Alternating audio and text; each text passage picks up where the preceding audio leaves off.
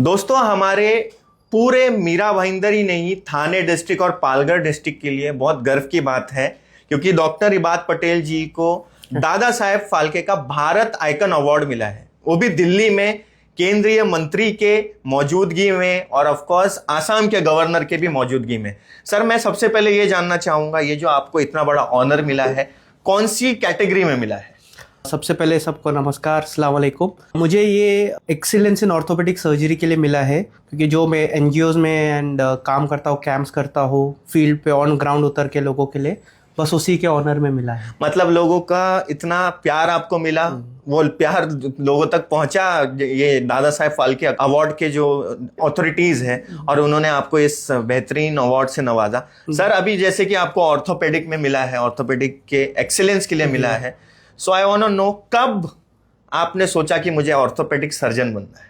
Basically मेरी journey कैसी रही है, बिकॉज 10th तक मैं यहाँ पे था एंड देन मेरे कॉलेज के लिए I shifted out to Pune. Okay. And वहाँ पे जाके थोड़ा वहाँ के लोगों का थोड़ा एटमॉस्फेयर देख के तब मेरा थोड़ा हॉराइजन ब्रॉडन हुआ, तब जाके वहाँ से मुझे पता चला कि डॉक्टर बन सकता हूँ मैं, लोगों के लिए क्या कर सकता हूँ। तो आई थॉट कि सबसे बेस्ट ऑप्शन ऑर्थोपेडिक है। तो so that's why you chose this. ये जर्नी आसान तो होगी नहीं। कितनी मुश्किल आपको फेस करनी पड़ी? कोई ऐसा पल कि यार ऐसा लगा कि यार हो पाएगा कि नहीं, ऐसा बहुत कुछ था। बेसिकली एक छोटे एरिया से आके जो पढ़ाई का लोड होता है फॉर एमबीबीएस, स्पेशली जब स्टार्ट होता है, जैसे एमबीबीएस में जब आप एंटर करते हो तो आपको कडावर्स मिलते हैं जैसे डेड बॉडी। तो जब उनको फर्स्ट टाइम हाथ में स्कैल्पल आता है तब एक बार माइंड में आता है। देन सेकेंड जब एग्जाम्स के टाइम पे लोड होता है तब सब कम फोर्थ होता है, but if you stick to your ground सब हो जाता है, सब क्लियर हो जाता है। मैं आपकी फैमिली बैकग्राउंड के बारे में जानना चाहूंगा। मेरे ख्याल से आप पटेल फैमिली के पहले डॉक्टर है। हाँ, यस। तो मतलब मीरा भाईंदर की पटेल फैमिली के जी। आप पहले डॉक्टर हैं। मैं फैमिली बैकग्राउंड के बारे में आपका जानना चाहूंगा कि how your father, your grandfather helped you. Basically देखो, कोई भी इंसान अकेला नहीं आ सकता है, उनको साथ में माँ बाप का, भाई बहन होता है, फैमिली का होता है। जैसे पटेल फैमिली बोल रहे हैं, वो सबका साथ होता है तो ही आदमी आगे आ सकता है, खुद के भरोसे कभी नहीं आ सकता है। तो बेसिकली फैमिली का सपोर्ट था, सिबलिंग्स का, माँ बाप का सपोर्ट था, दादा दादी का सपोर्ट था, तो हो गया। सर आप इतने यंग हैं तो मैं अभी एक यंग युवाओं से रिलेटेड एक क्वेश्चन पूछना चाहूंगा। आजकल यूथ्स में मेरे को जॉइंट पेन की तकलीफ ज्यादा देखने मिल रही है, नेक पेन की तकलीफ देखने ज्यादा मिल रही है। What is the main reason behind this? See basically हमको लगता है कि जब भी हमको पेन होता है तो बेसिक लोगों के मन में आता है कि मेरे को स्लिप डिस्क है या सर्वाइकल स्पॉन्डिलोसिस है। तो जो भी पेन होता है हमारे नेक में, बैक में, पैर में, तो that is not related to disc. Basically क्या होता है, जब हमारा लाइफस्टाइल कैसा है, हमारी स्लीप कैसा है, हमारा स्ट्रेस लेवल कैसा है, हमारे फूड हैबिट कैसा है, हमारा स्लीपिंग हैबिट कैसे, दैट ऑल कॉन्स्टिट्यूट्स कि आपकी लाइफ कैसे चल रही है। सर मेरी आपसे कुछ दिन पहले बात हो रही थी तो आप मेरे को एक ऐसा जनरल चीज़ बता रहे थे कि प्रेगनेंसी से रिलेटेड काफ़ी मिथ है कि एकदम संभल के रहना चाहिए, कोई एक्सरसाइज नहीं करना चाहिए। Is it true? No, in fact it is totally opposite.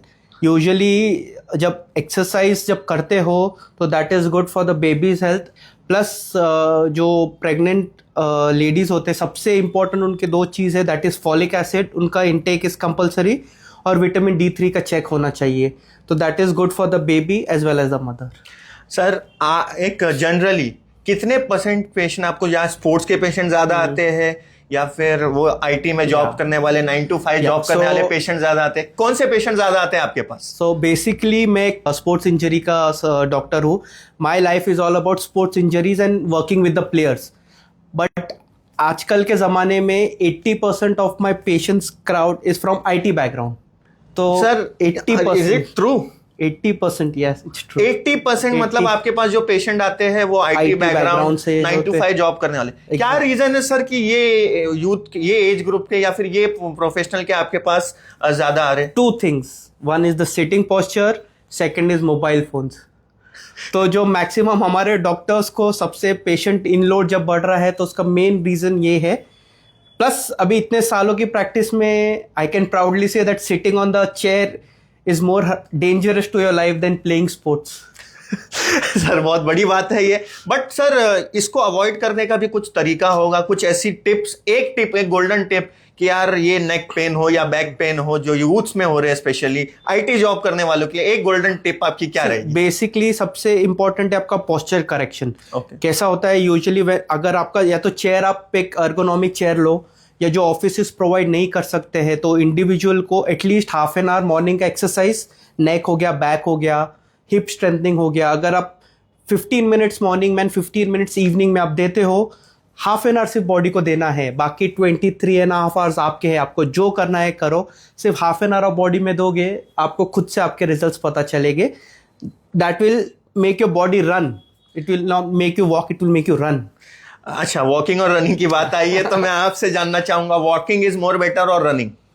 See it depends on the patient, क्या पेशेंट कैसा है। अगर ओबीस पेशेंट है तो I will not expect him to run immediately, तो दे कैन वॉक स्लोली। अगर नी पेन का patient है तो first I will expect him to reduce weight, क्योंकि knee usually 3 times of the body weight उठाता है। So if an individual is 100 kilos का, तो वो उसका नी अराउंड 300 किलो उठा रहा है, एंड अगर नी ऑलरेडी इंजर्ड है तो हाउ कैन वी एक्सपेक्ट कि एक इंजर्ड आदमी पे 300 किलो रखोगे? तो ऑब्वियसली लंगड़ के ही चलेगा। तो फर्स्ट आई वुड आस्क कि वेट रिड्यूस करो एंड वॉक करो, and I will always prefer walking outside than walking on the treadmill. Sir अभी एक जनरल क्वेश्चन ये जानना चाहूंगा मैं, कैल्शियम और विटामिन डी हमारी बॉडी के लिए कितना इंपॉर्टेंट है? सी सबसे पहले एक मिथ होता है कि कैल्शियम खाने से हड्डी स्ट्रांग होती, पेन चला जाता है। तो जैसे कर्ण अर्जुन हमारा है, वैसे D3 एंड कैल्शियम सेम होता है। जैसे विटामिन D3 का इंपॉर्टेंस ये है कि वो एक प्रोटीन होता है जो कैल्शियम को हड्डी तक पहुंचाता है। ओके। लेकिन हम सिर्फ कैल्शियम खा रहे हैं विदाउट D3 का नोटिस किए हुए, तो वो एक्स्ट्रा कैल्शियम जो हमारे बॉडी में आता है वो किडनी में जाके किडनी स्टोन हो जाता है। अच्छा। तो D3 का इंपॉर्टेंस ये है कि वो आपका मैसेंजर है।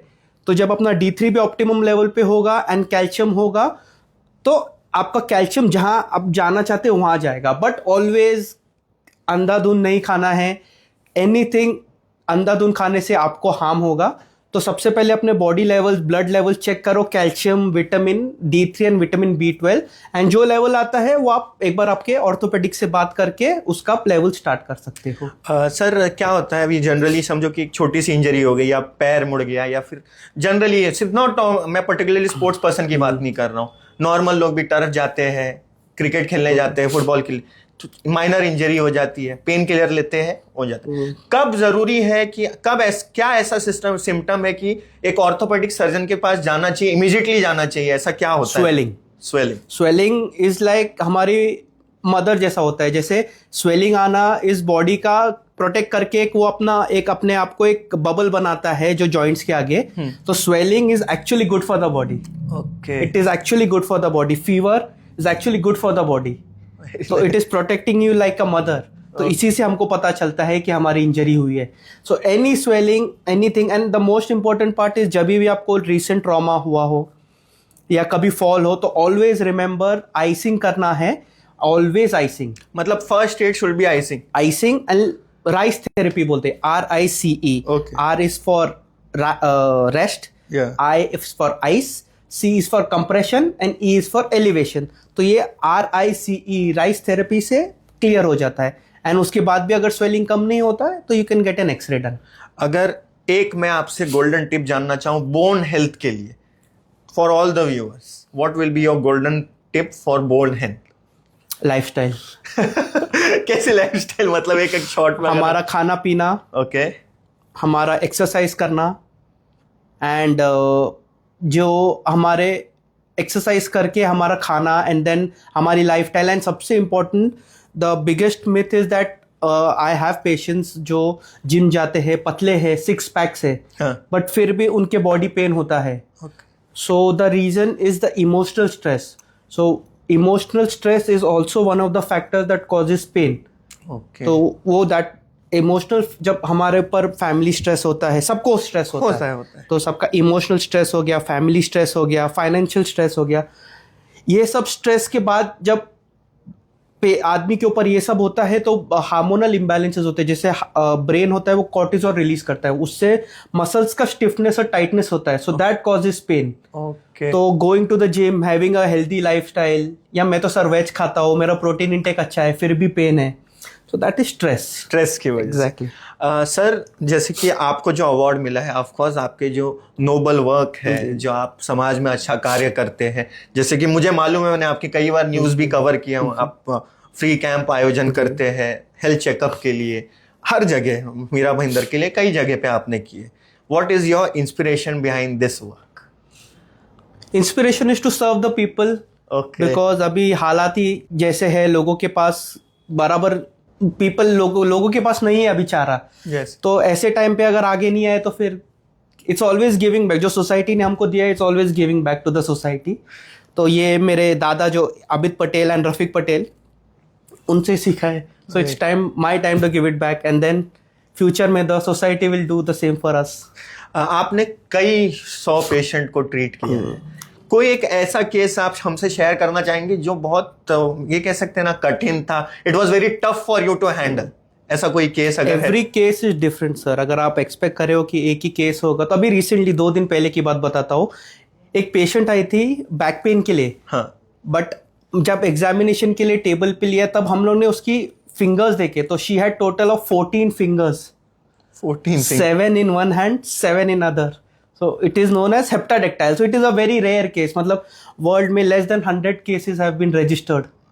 So it's a condition called heptadactyl, जो लोगों को नहीं होता है, लोगों को देखने नहीं होता है। मैंने मेरे इंस्टाग्राम पे डाला है उसका वीडियो, आप चेक कर सकते हो। तो very unique case, it's a very unique case, जैसा रेयरेस्ट ऑफ रेयर केस। हर केस अपने आप में एक डिफरेंट केस होता है, अलग ट्रीटमेंट होती है। सर एक क्वेश्चन स्लिप डिस्क से रिलेटेड है मेरा, क्या ऐसे केस में सर्जरी इंपॉर्टेंट है? मतलब कि ज्यादातर मैंने देखा हूं कि अगर ये केस आया, स्लिप डिस्क का केस आया, तो सर्जरी रेकमेंड की जाती है मोस्टली, क्या जरूरी है? नहीं, देखो स्लिप डिस्क सबसे बेस्ट एडवाइस आपको स्पाइन सर्जन दे सकते हैं, बट मेरा पॉइंट ऑफ व्यू ये है कि जब भी slip disc is what is slip disc? Slip disc is जब हमारे वर्टिब्रेज होते हैं, उनके बीच में एक जेली जैसा स्ट्रक्चर होता है। जब उस पर कंप्रेशन फोर्स आता है तब वो जेली फट के नस को कभी कभी दबा देता है, that is slip disc. Okay. So basically slip disc होना कैसा होता है, जैसे आप if for example you come to me as a patient, आपने बोला मुझे बैक पेन हो रहा है, आपको ठीक नहीं हो रहा है, मैंने आपका एमआरआई करा, आपको स्लिप डिस्क आया, तो आपकी मेंटालिटी क्या आ जाएगी, अरे मुझे स्लिप डिस्क इसलिए पेन है। बट स्लिप डिस्क आपको जब यूजुअली स्लिप डिस्क कैसा होता है, जब हमने कुछ हैवी उठा लिया या कुछ साइकिल से गिर गए, तो स्लिप डिस्क तब होता है। तो ये बचपन में भी हुआ हो सकता है, एंड आपने रिसेंटली एमआरआई कराया तो आपका ब्रेन में अरे मुझे उस स्लिप डिस्क है। So every slip disc does not mean surgery, as simple as that. Okay, and जो मेरी स्पेशलिटी स्पेशली जो आप सर्जरी ज्यादा नहीं करते लगता? नहीं करता। मेरी स्पेशलिटी ये है कि मैं सर्जरीज अवॉइड करना ट्राई करता हूँ। Being a surgeon, I don't want to demean any surgeon or anything because I am my seniors, I have learned from them. But my specialty is मैं surgeries avoid करता हूँ to whatever extent I can. But एक basic एक stage आ जाता है, उसके बाद you cannot try conservative management, then I offer surgery. But 95% of my cases में I get through without surgeries. और आपके तो पेशेंट से मीरा भाईंदर थाने नहीं, दूर दूर से भी आते हैं। हाँ, अभी रिसेंटली जलगांव से, वो सबसे ज्यादा जलगांव से पेशेंट आए थे, काफ़ी आते हैं। वो माउथ टू माउथ पब्लिसिटी होती है, बिकॉज जो भी आजकल के ज़माने में लोग सर्जरीज अवॉइड करते हैं, एंड मेरा यूएसपी है कि मैं ट्राई करता हूँ एक्सरसाइजेस के थ्रू एंड वेरी मिनिमम से मिनिमम मेडिसिन के थ्रू मैं उन्हें जो जितना क्योर करने की कोशिश करते हैं, and of course you have been very successful with that too. That is God's will.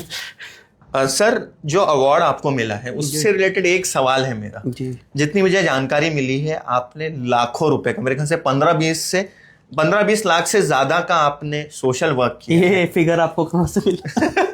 ये मुझे मिला है, मेरे एक सोर्सेज है, क्योंकि if I am doing a podcast तो of course I will try to gather information. लगभग उतना लगभग उतना हुआ रहेगा। मतलब I have not kept account, but मैं किसी से लेता नहीं हूँ पैसा, ना वो डोनेशन लेता हूँ किसी से, सिर्फ मेरे पेरेंट्स से। जैसे लोगों का जैसा होता था, जैसे पेरेंट्स हो गए या रिलेटिव्स हो गए, कभी कभी थोड़ा बहुत लेके। तो मतलब सर्व करने के लिए आपने अपने फैमिली से सपोर्ट लिया, एंड दे सपोर्टेड यू। बहुत लेवल तक गया हूँ मैं पैसे के लिए, लोगों ने तोहमत लगाई है कि क्या हुआ क्या नहीं हुआ, बट सब कर लिया, बट जिसका भला होना था उसका हो गया, तो I am ready to take the blame. आगे भी लोगे?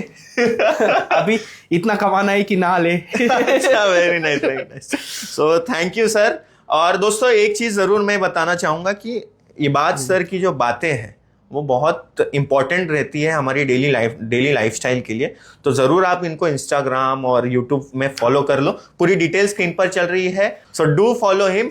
फॉलो इसलिए करने बोल रहा हूँ क्योंकि मैं खुद फॉलो करने वाला हूँ। मेरी डेली लाइफस्टाइल सुधर जाएगी अगर मैं इबाद सर की टिप्स। मैं एक्सरसाइजेज डालता हूँ जो आपके बैक पेन के लिए, जो आप फिजियो पे जाओगे जो आपको खर्चा होगा वो आप बचा सकते हो। जिसको जरूरी है उसको आई वुड रिकमेंड कि जाके, जैसे पोस्ट ऑफ केसेस होते हैं या सीवियर पेन होता है, उनको फिजियो कंपलसरी होता है। बट जो घर बैठे बैठे थोड़े जो अक्यूट पेन है, जैसे रिसेंटली 24 to 48 आवर्स में पेन डेवलप हो रहा है, वो मेरा वीडियोस देख के अपने आप को हील कर सकते हैं। बट नहीं हुआ then you can always contact me. Of course you can contact doctor Ibad, because इनके पास एक्सपीरियंस बहुत पेशेंट का, इनके पास तो रेयर केस का भी एक्सपीरियंस है। Sir, it was very nice having you. Now I will like to ask you one message for all the, सिर्फ मीरा भाईंदर के लिए नहीं, पूरे देशवासियों के, क्योंकि आपको एक बहुत ही, हम कह सकते हैं, बड़ा सम्मान मिला है केंद्रीय मंत्री गवर्नर की उपस्थिति में। आपका क्या एक मैसेज रहेगा सबके लिए? कॉमन मैसेज है कि सबसे पहले अपने काम पे ध्यान दो। Second thing is don't get divided, सब साथ में आके काम करो देश के लिए, तो ही देश आगे जाएगा। एंड देश सबसे इम्पोर्टेंट है, ना आप इम्पोर्टेंट हो, ना मैं इम्पोर्टेंट हूँ, ना कोई इम्पोर्टेंट है। देश को आगे रखो तो सब बेटर होगा, देश आगे जाएगा, आप अपने आप आगे चले जाओगे। अरे वाह, और यही सोच की वजह से आपको शायद इतना बड़ा अवार्ड मिला है, आपका जो सोशल वर्क है। तो दोस्तों ये थे डॉक्टर इबाद पटेल, और इनके साथ पॉडकास्ट करने का मेरा सबसे बड़ा रीजन यही था क्योंकि हमारे पूरे थाने डिस्ट्रिक्ट, पालघर डिस्ट्रिक्ट के लिए गर्व की बात है क्योंकि पूरे थाने पालघर से यू हैव कम फर्स्ट, और इनको एक्सीलेंस इन ऑर्थोपेडिक के लिए अवार्ड मिला है, दादा साहेब फाल्के का Bharat Gaurav award. So it is a very proud moment, और मैंने सोचा इसी बहाने इनसे मैं ऑर्थोपेडिक से रिलेटेड और भी कई चीजें जान लूं और आप तक पहुंचाऊं, क्योंकि ये हमारी डेली लाइफस्टाइल से जुड़े हुए इश्यूज है, चाहे वो नेक पेन हो, बैक पेन हो, फिर प्रेगनेंसी के दौरान भी क्या चीज़ों का ध्यान रखना चाहिए। तो इन सब चीज़ों पर डॉक्टर इबाद पटेल ने बहुत ही लॉजिकल आंसर्स दिए, और सच्ची में सर आपने जो मुझे कहा है जो वीडियो में, वो मैं खुद भी अप्लाई करूंगा और मेरी भी लाइफस्टाइल बेटर करूंगा। So thank you so much for having giving your special valuable time. And बस इबाद पटेल जी की बात को आप लोग जरूर सीरियसली ले, और आपके लाइफस्टाइल अपने आप बेहतर हो जाएगी। आप सब अपना ख्याल रखें, सभी को दुआओं में याद रखें। Thank you so much.